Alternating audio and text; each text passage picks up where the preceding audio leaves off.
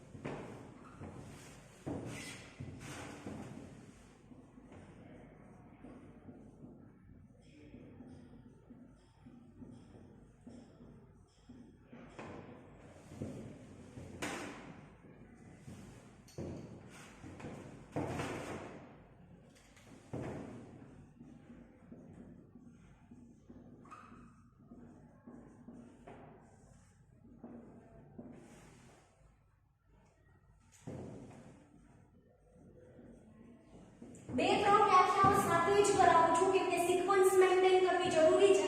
હવે શું કહે છે?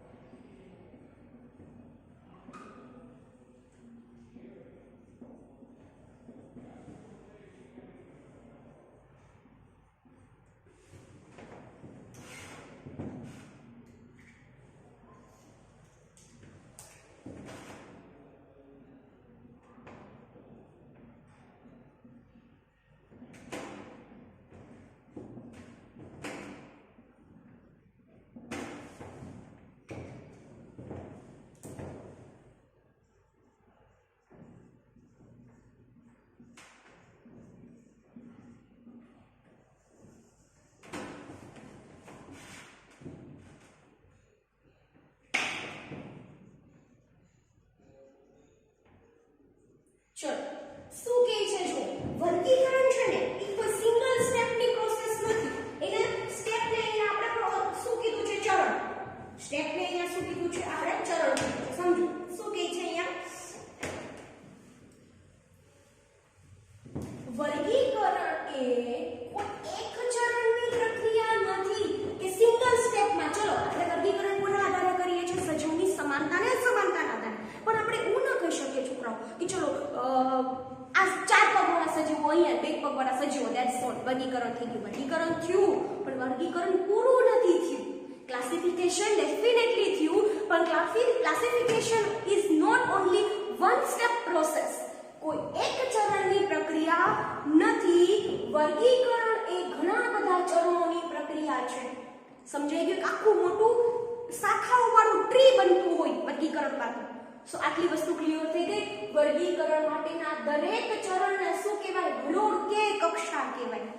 હવે અહીંયાથી નાની નાની બે ત્રણ વ્યાખ્યાઓ આવશે જેથી કરીને છોકરાઓ શું કરે છે કે આ બધી વસ્તુમાં કન્ફ્યુઝન થાય. વર્ગીકરણ કક્ષા, ખાલી કક્ષા અને વર્ગીકરણ શ્રેણીમાં ઘણી બધી વસ્તુ ટીચર ખુદ એક્સપ્લેન ન કરી શકે. જ્યાં સુધી તમને આટલું નહીં આવડે ત્યાં સુધી આપણે આગળ નહીં વધીએ.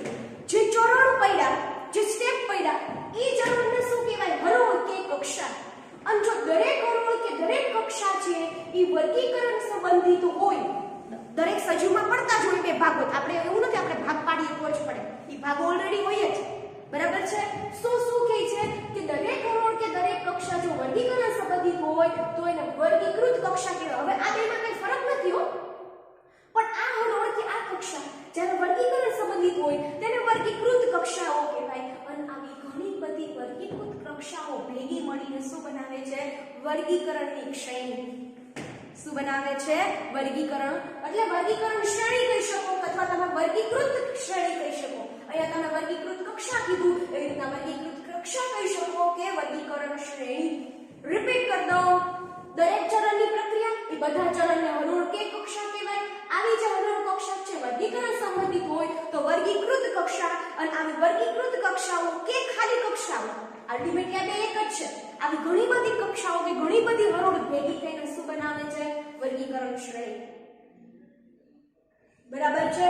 હવે જોઈએ આ દરેક જૂથ કે તમે એને કક્ષા કહી શકો, જૂથ કક્ષા કહી શકો કે કક્ષા એ ચોક્કસ એકમો યુક્ત હોય છે. તમે એને લક્ષણો યુક્ત કહી શકો છો.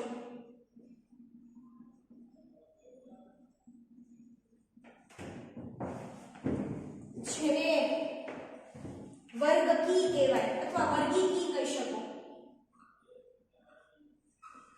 શું કહેવાય એને? વર્ગકી કહેવાય અથવા વર્ગીકી પણ કહી શકો છો. હવે જોજો સમજો પાછું કન્ફ્યુઝન થશે. હવે એવું કહે છે કે જે દરેક જૂથ કે કક્ષા બરાબર. એ ભેગા મળીને શું બનાવતા વર્ગીકરણ શ્રેણી. પણ આ જે કક્ષા છે એની પાસે ચોક્કસ એકમો યુક્ત જૂથ હશે કે આટલા લક્ષણો હશે તો આ વર્ગ હશે. તો આવા વર્ગને શું કહેવાય? વર્ગકી. હવે પાછું તમારું કન્ફ્યુઝન દૂર કરો. કક્ષા, જૂથ, વર્ગકી, હરોળ એ બધું એક જ છે. પણ કક્ષા કેવી વસ્તુ છે? માનો કે આ બે રાખે, ચલો આ એકમાંથી આ માનો કે બે બન્યું, બેમાંથી માનો કે ત્રણ. આ ઉદાહરણ છે, આ ત્રણ. તો જો સમજો આ ઇન્ડિવિડ્યુઅલી છે, આ કક્ષા, આ પણ કક્ષા, આ પણ કક્ષા. પણ આ જે કક્ષા છે એ ચોક્કસ શું હોય? જૂથ છે. એ જૂથ ચોક્કસ છે અને ચોક્કસ લક્ષણો ધરાવતા સજીવોનું નિર્દેશન કરે છે. તો આની આ કક્ષાને શું કહેવામાં આવે? વર્ગકી. અથવા તમે એને વર્ગીકી કહી શકો અથવા વર્ગકી. તો આ જે વર્ગકી છે એ ચોક્કસ જૂથ કે લક્ષણો વાળા સજીવોનો સમૂહ છે. બાકી કક્ષા આઈ છે, આઈ કક્ષા છે, આઈ કક્ષા છે અને બધી કક્ષાઓ ભેગી મળીને શું બનાવતું હતું? શ્રેણી. હવે સમજાવો, હવે ક્લિયર થયું કે ન થયું? તમારા બધાની વ્યાખ્યાઓ સહિત આ બધી વસ્તુ ઇન્ડિવિડ્યુઅલી છે. આ એક સ્ટેપ થયો. આપણે કીધું હતું એક ચરણ, એક ચરણ. જો એને પૂછ્યું એક ચરણ કે હરોળ, એને કીધું હતું કક્ષા. આ કક્ષા, આ હરોળ, આ કક્ષા. તો આને તમે કક્ષા કહી શકો, હરોળ કહી શકો, જૂથ કહી શકો કે વર્ગકી કહી શકો. પણ આ ઇન્ડિવિડ્યુઅલ છે. આ અલગ વર્ગ કહીશે, આ અલગ વર્ગ કહીશે, આ અલગ વર્ગ કહીશે. સમજાણું? તો આમ દરેક કક્ષા છે, આવી બધી કક્ષાઓ ભેગી મળીને શું બનાવે છે? શ્રેણી. હજી કહું છું, ઘણા બધા છોકરાઓને આ વસ્તુમાં ડેફિનેટલી કન્ફ્યુઝન રહેશે. I don't want any kind of confusion. If you need more preparation, if you need more learning, then definitely I with you. બરાબર છે? શું કહે છે? એક સ્ટેપની પ્રોસેસ નથી. હજી એક વખત સમજીએ, એક સ્ટેપની પ્રોસેસ નથી, ઘણા બધા સ્ટેપ હોય. તો એ જે દરેક ચરણ છે એને શું કહેવાય? હરોળ કે કક્ષા. ઘણા બધા સ્ટેપ થયા. તો એક છે શું છે? કક્ષા કે હરોળ. જો એ વર્ગીકરણ સંબંધિત હોય તો એને વર્ગીકૃત કક્ષા કહેવાય. અલ્ટિમેટલી આ વર્ગીકરણ સંબંધિત છે તો વર્ગીકૃત કક્ષા. આ બધી કક્ષાઓ ભેગી મળીને શું બનાવે? શ્રેણી. તો આ બધી કક્ષાઓ બધાય શું બનાવ્યું? શ્રેણી. પણ આ જે જૂથ કે આ કક્ષા છે એ ચોક્કસ એકમો યુક્ત વાળું હશે કે ચોક્કસ લક્ષણો વાળું જૂથ હશે તો એને વર્ગકી કહેવાય કે વર્ગીકી કહેવાય. અલ્ટિમેટલી આ એક કક્ષા તો ચોક્કસ જૂથ હશે તો એ વર્ગીકી. આ પણ વર્ગીકી હોઈ શકે, આ પણ હોઈ શકે. પણ એમાં બધામાં લક્ષણો શું હશે? અલગ અલગ હશે. કેરેક્ટરિસ્ટિક છે એ કેવી હશે? અલગ અલગ હશે. સો ડેફિનેટલી આઈ હોપ સો કે તમારા મગજની અંદર આ વસ્તુ ક્લિયર થઈ ગઈ. તો કોને કહેવાય વર્ગીકૃત શ્રેણી, કોને કહેવાય વર્ગીકી. બરાબર છે? તો પછી આપણે આગળ વધીએ.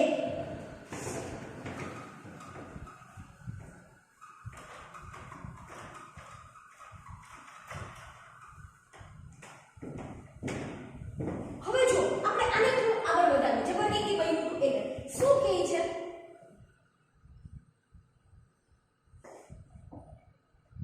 મેં ઓલરેડી જે તમને કહી દીધું છે.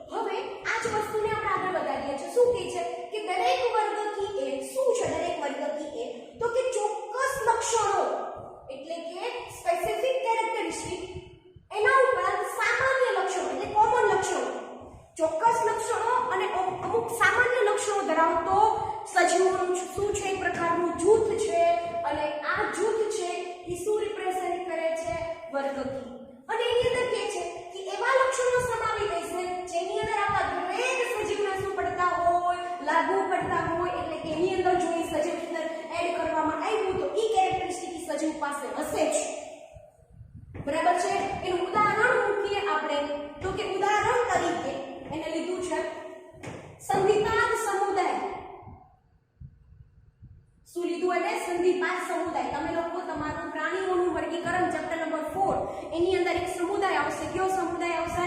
સંધિપાત. અને સંધિપાતની અંદર એક વર્ગ કી છે અલ્ટિમેટલી કોણ? કીટક વર્ગ. ઈ શું છે? એની અંદર કીટક વર્ગ. તો ઈ કીટક વર્ગ એટલે અહીંયા એક કીટક છે શું થઈ ગયું? વર્ગ કી થઈ ગયું. સ્પેલિંગમાં અંદર હું તો ચેક કરી લેજો વર્ગી કી વર્ગ. બરાબર? તો ઈ જે વર્ગ છે, ઈ જે વર્ગી કી છે અલ્ટિમેટલી અહીંયા સંધિપાત સમુદાય માટે કયો થઈ ગયો? કીટક. એની પાસે કોમન કેરેક્ટરિસ્ટિક છે. ઈ કઈ છે? 3 જોડ સાંધાવાળા ઉપાંગો. આ એક કેરેક્ટરિસ્ટિક છે. એની પાસે શું છે? 3 જોડ સાંધાવાળા ઉપાંગો. એનો મતલબ એવો થયો સ્ટુડન્ટ્સ કે આ એક એવું કીટક વર્ગ છે જે કયા સમુદાય સાથે બિલોંગ કરે છે? સંધિપાત સમુદાય સાથે બિલોંગ કરે છે, પરંતુ તેની પાસે દરેક પાસે કોમન કેરેક્ટરિસ્ટિક છે. તો બીજા કોઈ પાસે હશે નહીં. કેવી રીતે? બધા પાસે 3 જોડ સાંધાવાળા ઉપાંગો હશે. તો કીધું ને ચોક્કસ લક્ષણો અને કોમન લક્ષણો. તમે આવું કોઈ બીજું ઉદાહરણ પણ લઈ શકો છો. હવે તમે એમ કહેશો એનો મતલબ એવો છે કે કીટકની અંદર આવતા હોય કીટક વર્ગની અંદર બધા સજીવો સરખા હોય? ના રે ના. વંદો અને કાનખજૂરો બે સરખા છે? છે સરખા? તીતી ઘોડો એ બધા સરખા છે? નથી સરખા. પણ individually is totally different, but some of the characteristic is very commonly. જો જ્યારે અમુક કેરેક્ટરિસ્ટિક કોમન હોય, આવી કોમન કેરેક્ટરિસ્ટિક વાળા બધા જ સજીવોને આપણે સેમ ગ્રુપમાં મૂકી દીધું હોય અથવા સેમ વર્ગમાં મૂકી દીધું હોય, અહીંયા કીટક વર્ગ છે. આવું તમે બીજું ઉદાહરણ લઈ શકો? હા, કયું એવું ઉદાહરણ છે? ચલો મને કહો તો. સરીસૃપ લ્યો ચલો. તો સરીસૃપ છે ડેફિનેટલી શું થઈ ગયું? એક પ્રકારનું વર્ગ કે તમે એને વર્ગ કહી શકો. આવું તમે બીજું ઉદાહરણ લઈ શકો વિહંગ. વિહંગ એટલે તમને બધાને ખબર છે વિહંગ સમુદાયમાં એલ્સ ની અંદર હંમેશા કોણ આવતા હોય? પક્ષીઓ. તો ડેફિનેટલી શું થઈ ગયું? વિહંગ. તો અમુક કોમન કેરેક્ટરિસ્ટિક છે. હવામાં ઉડવાની કેરેક્ટરિસ્ટિક. સરીસૃપ છે તો પેટેથી સરકીને ચાલતા હોય એવી રીતના. બરાબર છે? ઉભયજીવીઓ.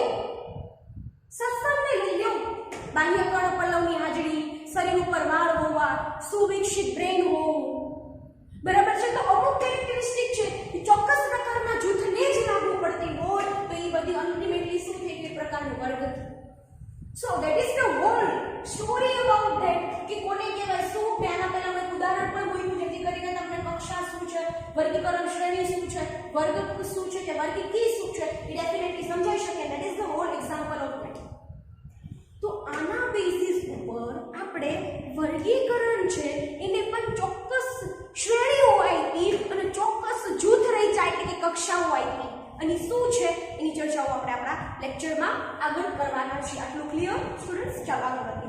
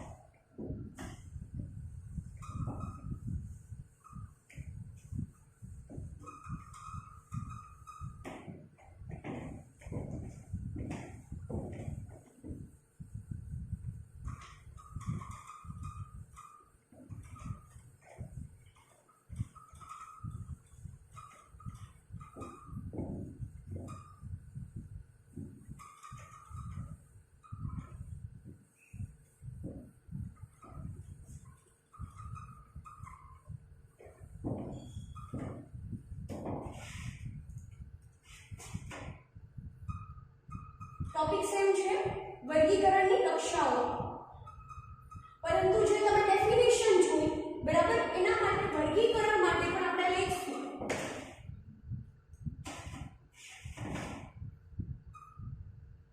સજીવોમાં રહેલી સમાનતા અને અલગતા કે ભિન્નતા કે અસમાનતા. સમાનતા સાથે રિલેટેડ શબ્દ જ મૂકીએ આપણે.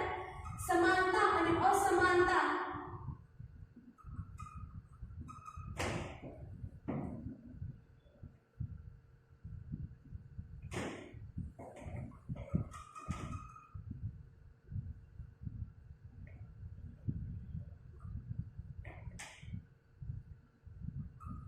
શું રચીએ છીએ? ચોક્કસ પ્રકારનું જૂથ. આ તમારી આ વસ્તુ તમારા પ્રશ્નમાં કેટલી વખત આગળ પણ આડું આવી ગયું છે. આપણને એટલે તમારે વધારે ચર્ચાની જરૂર નથી કે સજીવોમાં સમાનતા અને સમાનતાના અસમાનતાના બેઝિસ ઉપર જ આપણે સજીવોના ચોક્કસ જૂથની રચના કરશું.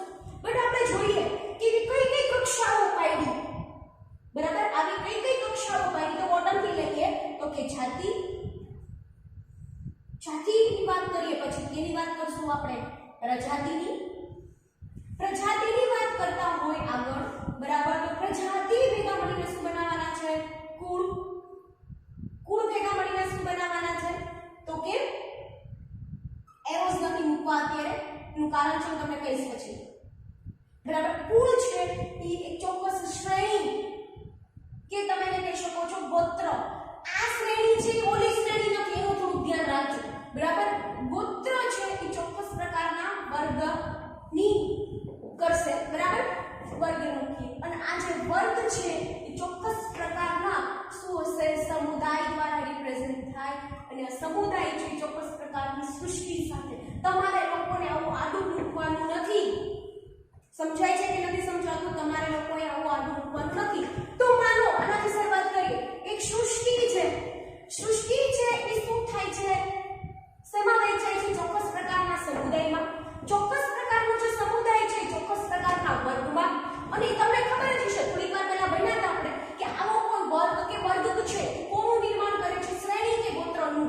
બરાબર, એટલે એક જ એ જ માત્ર કરું છું. ટેક્સ્ટની અંદર ભણ્યું કે શ્રેણી કે ગોત્ર, કે પછી ખાલી શ્રેણી પછી કોમા કરીને ગોત્ર મૂકતા હોય તો એક જ છે. બરાબર, અને પછી આગળ જતા એ કુળમાં ફેરવાય છે, આગળ જતા એ પ્રજાતિમાં ફેરવાય છે, આગળ જતા ઓકે ફેરવાય છે નો મતલબ એવો ન કાઢતા કે પ્રજાતિ કન્વર્ટેડ ઇન્ટુ જાતિ. હું એવું બિલકુલ નથી કહેતી. એનો મતલબ એવું કહું છું કે અહીંયા જાતિ ઉપર હોય ને એની અંદર કોનો સમાવેશ થાય? તો સ્વતંત્ર સજીવનો, ઇન્ડિવિડ્યુઅલ કહી શકો તમે. જે તે જાતિ છે પર્ટિક્યુલરલી સ્પીસીસ. જાતિ એટલે શું થયું? સ્પીસીસ, પર્ટિક્યુલારિટી દર્શાવતું. તો આ બરાબર છે. પણ જાતિ ભેગી મળીને શું બનાવે? ઓકે, ગમે જાતિ ભેગી મળીને નહીં, અમુક સામાન્ય લક્ષણો ધરાવતી હોય એવી જાતિ ભેગી મળીને પ્રજાતિ બનાવે, પ્રજાતિ કુળ બનાવે. એટલે એનો હવે તમારું ઉપર મૂકો તો મૂકી દો. બરાબર, જેથી કરીને ખ્યાલ આવે. આવા કુળ ભેગા મળીને શ્રેણી કે ગોત્ર, વર્ગ, સમુદાય અને સૃષ્ટિ. સો અહીંયા તમારે મને કહેવું પડશે કે ઇન્ડિવિડ્યુઅલી બધી જ શું છે? કક્ષા. ઇન્ડિવિડ્યુઅલી બધી જ શું છે? કક્ષા. પણ જે ચોક્કસ જાતિ આવી તો એની અંદર ચોક્કસ પ્રકારનું શું આવતું હોય? ચોક્કસ પ્રકારના સજીવો ઇન્ક્લુડ થતા હોય તો એની ચોક્કસ પ્રકારની વર્ગ કી રિપ્રેઝન્ટ કરશે. સમજાય છે આ વસ્તુ? ક્લિયર થઈ ગયું? ઓકે, ચલો એક ઉદાહરણ આપણે જાતિથી. આ વસ્તુ તમારે જો હું તમને ઉદાહરણ આપું. સૃષ્ટિ છે તો સૃષ્ટિ બે હોઈ શકે. વનસ્પતિ સૃષ્ટિ અને પ્રાણી સૃષ્ટિ.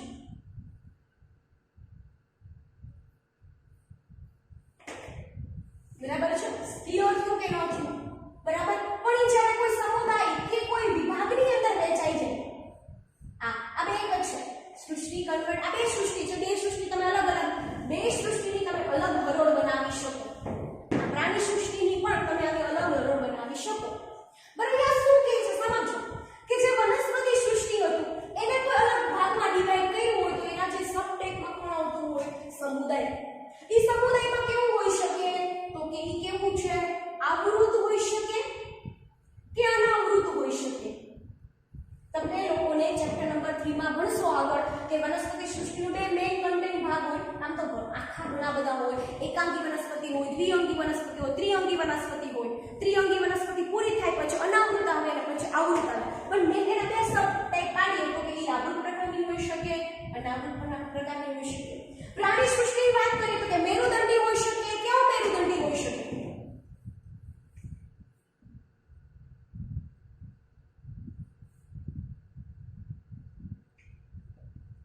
પાછું તમને કન્ફ્યુઝન થાય ને કે મેરુદંડી અમેરુદંડી શું છે?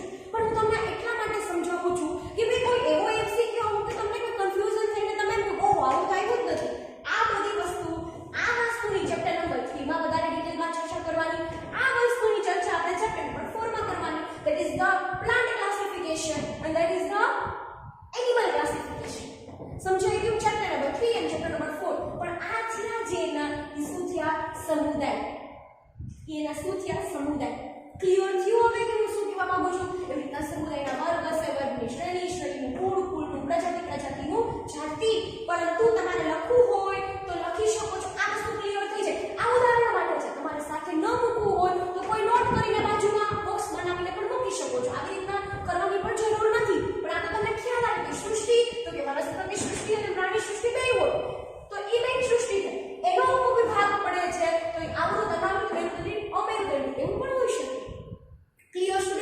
સારું, થોડા આગળ વધીએ આપણે. શું કહે છે હવે આમાં જ લખી દો, તમે લોકોની નીચે સેન્ટેન્સ લખજો કે જે જાતિ છે એ સૌથી નિમ્ન કક્ષાએ મૂકવામાં આવે છે. સેન્ટેન્સ તમે વ્યવસ્થિત રીતે નીચે લખો છો. મેં ખાલી એનું પરિણામ લખ્યું છે. તો શું કહે છે? જાતિ એ સૌથી નિમ્ન કક્ષાએ મૂકવામાં આવે છે. જે શું કરે છે? સ્વતંત્ર સજીવને શું છે? સ્વતંત્ર સજીવની અભિવ્યક્તિ દર્શાવે છે. ક્લિયર થઈ ગયો આ વસ્તુ? એટલે સ્વતંત્ર સજીવ એટલે તમને ખબર પડી જાય કે ઓ સામાન્ય લક્ષણ મનુષ્ય છે ને મનુષ્ય છે. તો મનુષ્ય એક પ્રકારની શું થઈ ગઈ? જાતિ, જેની પાસે બધી કોમન કેરેક્ટરિસ્ટિક છે. તેમ છતાં પણ ઇન્ડિવિડ્યુઅલી આપણે બધા ભલે અલગ હોય પણ બધા કઈ સ્પીસીસમાં આવશું? આપણે કઈ જાતિમાં આવશું? માનવમાં. સમજાય છે હું શું કહેવા માંગુ છું? તો આપણે તમારે ટેક્સ્ટબુક એટલું સુરતીથી આપ્યું છે ચેપ્ટર કે તમે માની લો કે તમે આ કરી લીધું, નીટ કઈ એમાંથી બહારનું આવશે જ નહીં. આની બહારનું કઈ નીટ આવવાનું જ નથી. શું કહે છે? જાતિ એટલું ડિટેલમાં પ્રજાતિ, કુળ, શ્રેણી, ગોત્ર, વર્ગ, સમુદાય, સૃષ્ટિ એક એક પેરેગ્રાફ ઈચ એન્ડ એવરી ના આપ્યા છે. ઈચ એન્ડ એવરી ના કેટલા કેટલા પેરા છે? એક એક પેરેગ્રાફ છે. સો શરૂઆત આપણે શેનાથી કરીશું? જાતિથી. સજીવોમાં રહેલી સમાનતા અને અસમાનતાના આપણે જૂથની વહેંચણી કરી હતી ચોક્કસ પ્રકારના જૂથની અંદર. તો શરૂઆત આપણે શેનાથી કરશું? આપણે જાતિથી. હું તમને એમનામ જ કહી દઉં, પછી આપણે લેક્ચર 2-3 મિનિટમાં પૂરો કરીએ છીએ. શું કહે છે જાતિની? તો કે જાતિની અંદર હું તમને ઇન્ડિવિડ્યુઅલી લખાવવાની જ છું. તેમ છતાં પણ તમને એમનામ કહી દઉં, કેમ કે આમ જોવા જશે તો લેક્ચર થોડોક લેન્ધી બનશે અને પછી અધૂરું રહી જશે. એમાં તમને મજા નહીં આવે ને, વચ્ચે થોડું સિક્વન્સ મિસ આઉટ થતી હોય એવું લાગશે. એટલા માટે આપણે એવું નથી કરતા. તો કે જાતિ છે તો બે વ્યાખ્યાઓ આપી શકાય જાતિ માટેની. એક તો એક વ્યાખ્યા છે કે જે મૂળભૂત ચોક્કસ લક્ષણો ધરાવતું કે સામાન્ય લક્ષણો ધરાવતું એવા સ્વતંત્ર સજીવનું જૂથ, એટલે શું થઈ ગયું? જાતિ. પણ એક છે બીજી વ્યાખ્યા હું તમને આપું છું, બરાબર? જે તમે કોઈ રેફરન્સ બુક ક્યાંથી વાંચો એની અંદર તમને મળી જશે, બરાબર? કે વધુમાં વધુ લક્ષણોમાં વધુમાં વધુ સામ્યતા ધરાવતા. માનો કે તમે ધારી લો કે 10 લક્ષણો ધારી લીધા, એમાં 10 લક્ષણોમાંથી 9 લક્ષણો છે સમાન છે. એટલે કે બે એવા સજીવો કે જેમાં વધુમાં વધુ લક્ષણોમાં વધુમાં વધુ સામ્યતા ધરાવતા હોય અને આંતર પ્રજનન કરી શકે, એટલે કે નર માદા બે વચ્ચે પ્રજનન થઈ શકે અને પ્રજનનક્ષમ સજીવનું સર્જન કરી શકે. એટલે કે એવા સજીવ કે જે પ્રજનનનું કરી અને નવા સજીવનું સર્જન કરી શકતા હોય અને એ પાછા કેવા હોવા જોઈએ? પ્રજનનક્ષમ. એટલે કે એ પણ નવી છે એ સજીવનું સર્જન કરવાની ક્ષમતા ધરાવતા હોય. તો એવા જૂથને શું કહેવામાં આવે? જાતિ. એવા જૂથને શું કહેવામાં આવે? જાતિ. સમજાય છે કે નથી સમજાતું? પણ અમુક વસ્તુ તમને ખબર છે. શું તમને ખબર છે? તો જેમ કે જે આપણે ઉદાહરણ ભણ્યા હતા એની ચર્ચા કરીએ. મેન્જીફેરા ઇન્ડિકા. તો મેન્જીફેરામાં પ્રજાતિ હતું કોણ? મેન્જીફેરા, બરાબર? મેન્જીફેરા ઇન્ડિકામાં મેન્જીફેરા શું ઇન્ડિકેટ કરે છે? પ્રજાતિ. પણ જાતિ કોણ હતું? ઇન્ડિકા. સો ઇન્ડિકા એક જાતિ છે, બરાબર? અલ્ટિમેટલી આંબાવાળી. તો એ શું કે છે? આંબાનું જે વૈજ્ઞાનિક નામ છે એનું જાતિ તમને પૂછે તો કોણ આવે? ઇન્ડિકા. ઇન્ડિવિડ્યુઅલ્સ નિર્દેશિત કરે સજીવને. આવા અમે ઉદાહરણો પણ ટેક્સ્ટબુકની અંદર મૂક્યા છે, જેની અંદર કે છે પેન્થેરા લિયો. ચલો, સીનું વૈજ્ઞાનિક નામ છે પેન્થેરા લિયો. તો અહીંયા જે પેન્થેરા છે સ્ટુડન્ટ્સ, એ શું છે? બરાબર ને? આઈ હોપ કે તમને બધાને દેખાતું હશે, તો સાંભળવાની કોશિશ તો કરજો. પેન્થેરા છે એ શું છે? પ્રજાતિ. અને લિયો શું છે? જાતિ. પરંતુ આનું એક્ઝામ્પલ છે, એની સાથે હું મૂકું છું બીજું. ચલો, કે પેન્થેરા ટાઇગ્રિસ, બરાબર? તો એ ટાઇગરનું વૈજ્ઞાનિક નામ છે. સો પેન્થેરા શું છે? પ્રજાતિ. અને ઇન્ડિવિડ્યુઅલ શું થઈ ગઈ? જાતિ. તો પર્ટિક્યુલરલી દરેક સજીવની જાતિ કેવી હશે? અલગ અલગ. પણ બની શકે કે એના પાસે કોમન શું હોય? અહીંયા જો કોમન